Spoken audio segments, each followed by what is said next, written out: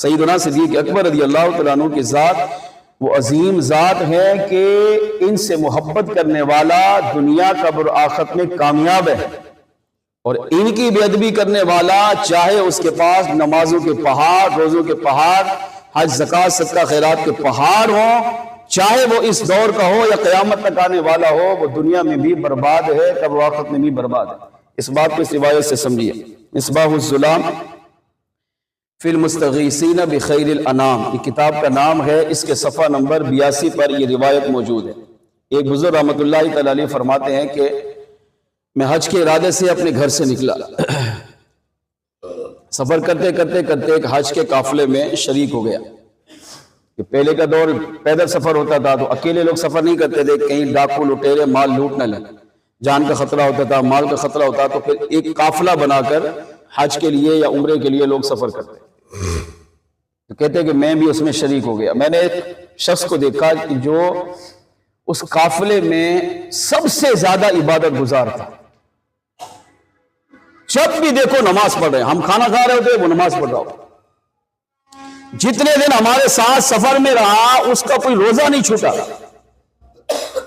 بعض اوقات ہمیں اس پہ ترس آتا، یعنی اتنی عبادت کر رہا تھا وہ، اتنی عبادت کر رہا تھا کہ ہمیں اس پہ ترس آتا۔ ہم کہتے بھائی کچھ کھا بھی لے، کچھ پی بھی لے، تھوڑا آرام بھی کر لے، انسان ہے، حج پہ جا رہے ہیں، پیدل سفر ہے، ظاہر ہے کہ ایسا نہ ہو کہ تمہاری طبیعت خراب ہو جائے، کہیں تمہارا انتقال ہو جائے، یہاں پر ہم کیسے سنبھالیں گے؟ مگر وہ نہیں، وہ عبادت عبادت عبادت عبادت۔ نماز باقی بھی تو نماز پڑھ رہے تھے نا، مگر کہتے ہیں وہ نماز میں سب سے آگے۔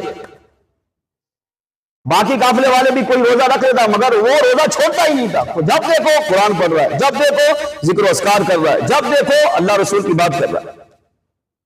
یعنی اتنا عبادت گزار تھا وہ بندہ۔ بزرگ فرماتے کہ ہم قافلے والے دیکھ کر اس پہ رش کرتے کہ اللہ کا بندہ ہو تو ایسا ہونا چاہیے، پر آج طبیعت اس کی ناساز ہو گئی۔ ظاہر جب کھانا پینا صحیح نہیں ملا، آرام صحیح نہیں ملا تو طبیعت بگڑی۔ ہمارے پاس جو حکیم صاحب تھے انہوں نے علاج کیا مگر فائدہ نہ ہوا، المختصر اس کا انتقال ہو گیا۔ پورے قافلے کو اس کے مرنے پر بہت افسوس ہوا، یہ بھی حج پہ جا رہا تھا اور راستے میں اس کا انتقال ہو گیا، کاش یہ زندہ ہوتا ہمارے ساتھ جاتا، یہاں پر اتنی عبادت کر رہا ہے تو یہ مکے مدینے میں جا کے کتنی عبادت کرے گا۔ اب ہم نے اس کو غسل دیا، کنواں تلاش کیا، ذرا مشقت ہوئی، پانی نکالا، پھر اس کو غسل دیا، پھر ہم نے اس کو کفن پہنایا، اس کی نماز جنازہ پڑھی۔ اب جب تدفین کی باری آئی تو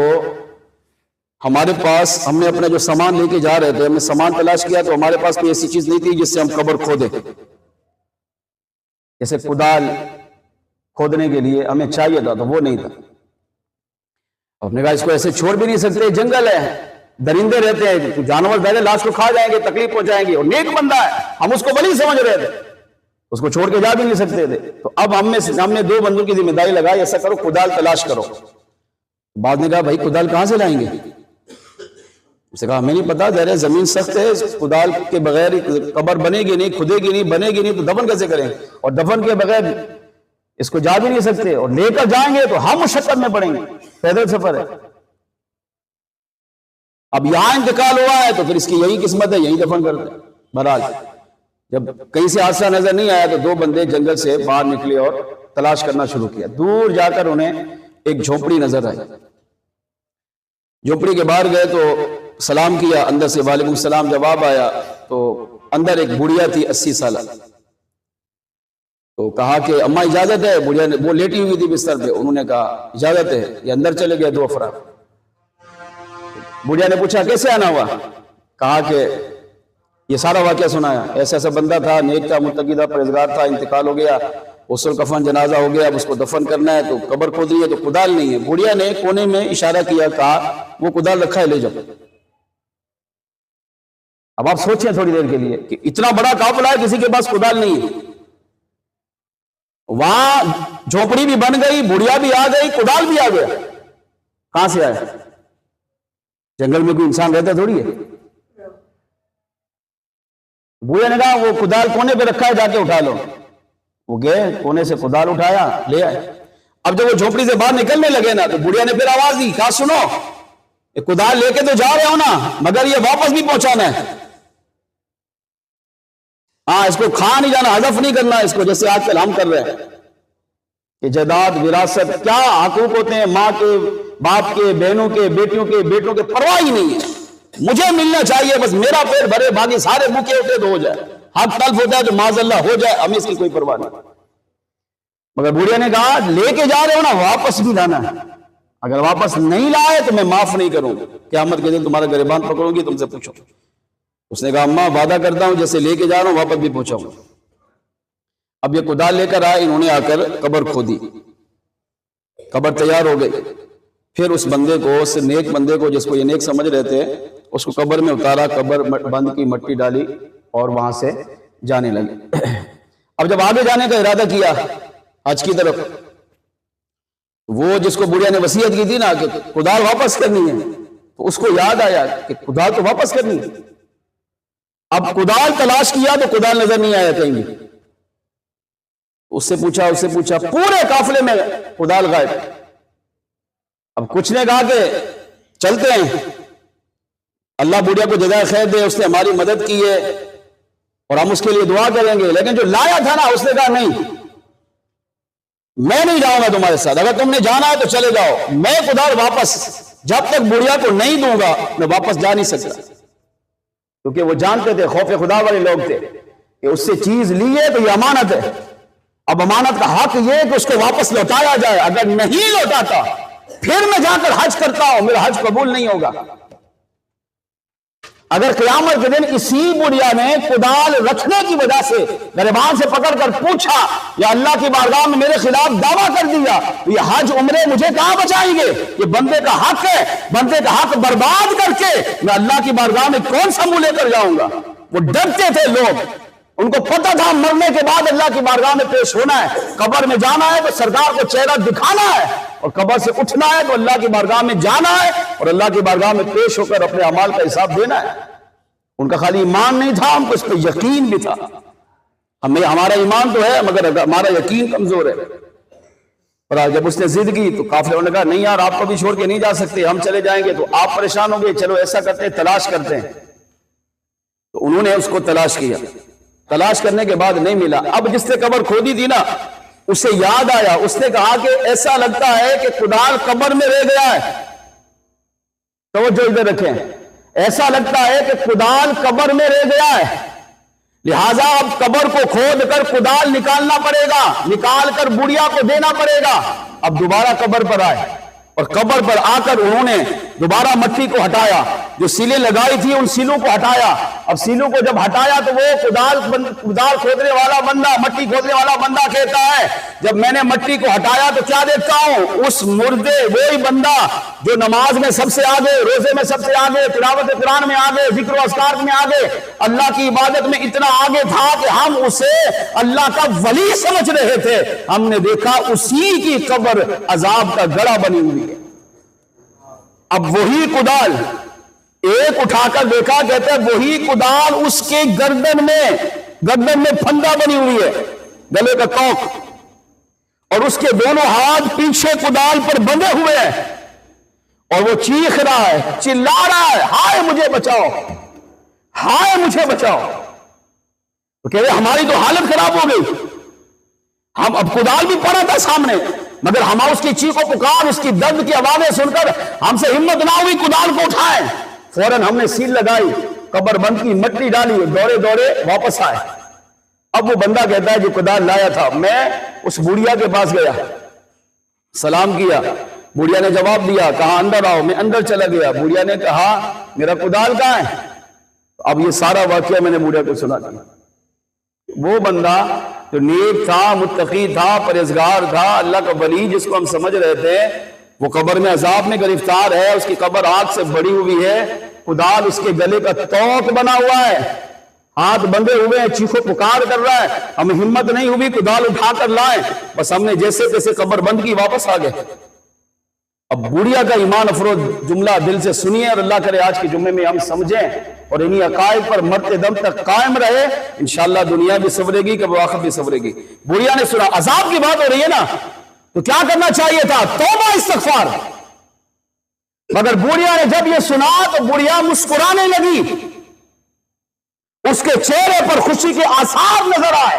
اور بوریا کی زبان سے بے ساختہ نکلا لا الہ الا اللہ و محمد رسول اللہ، صدقت یا رسول اللہ۔ پہلے اس نے کلمہ طیبہ پڑھا اور پھر مسکرا کر کہنے لگی یا رسول اللہ آپ نے سچ فرمایا، آپ نے جو کہا وہ حق اور سچ ہے۔ اب جو کدال دینے والا بندہ کھڑا ہے وہ کہتا ہے میں حیران ہوا، تو میں نے کہا اماں یہ تو عذاب کی بات ہو رہی ہے، وہ مسلمان تھا، وہ نماز روزے تلاوت قرآن ذکر و اذکار کرنے میں ہم سب سے آگے، ہم اس کو نیک متقی پرہیزگار سمجھ رہے تھے، وہ تو عذاب میں ہے، ہمیں تو ڈرنا چاہیے، توبہ استغفار کرنا چاہیے، مگر آپ ہنس رہی ہو۔ بڑھیا نے کہا تم نہیں جانتے وہ کون تھا، تم نے اس کے ظاہر کو دیکھا ہے، میں نے اس کے باطن کو دیکھا ہے۔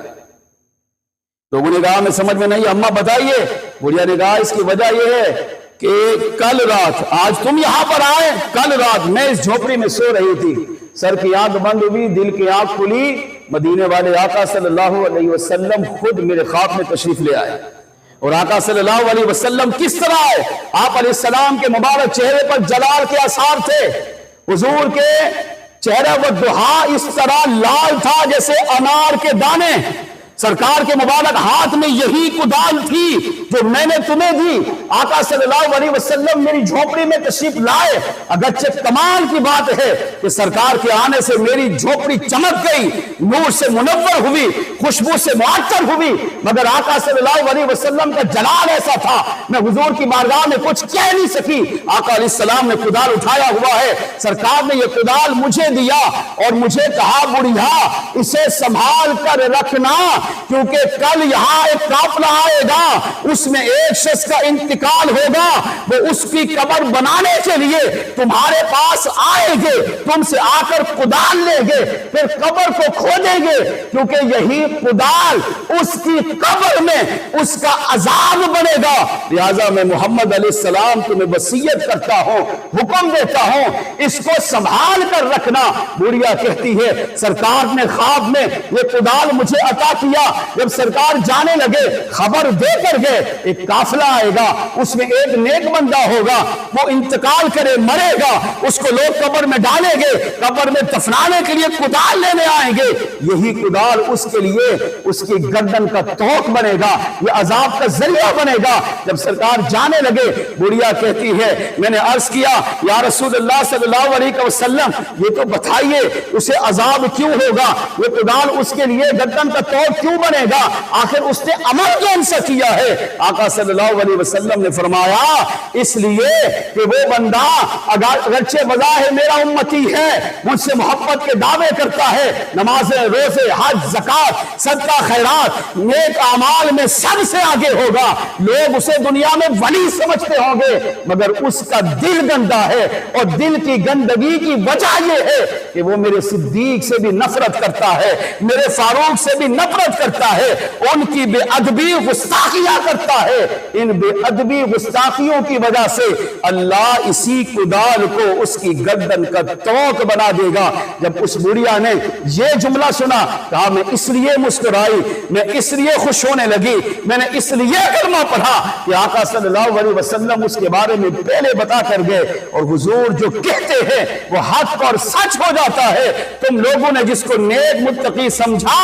بظاہر اس کے اعمال ایسے تھے، مگر حقیقت یہ ہے کہ وہ اندر سے پلید تھا، وہ صدیق اکبر کا منکر تھا، فاروق اعظم کی خلافت کو نہیں مانتا تھا، ان کو برا بلا کہتا تھا۔ صوفیاء نے جب انہوں نے سنا توبہ کی استغفار کی، قافلے میں آئے، قافلے والوں کو یہ بات بتائی، قافلہ وہاں سے توبہ استغفار کرتے ہوئے چلا گیا۔ علامہ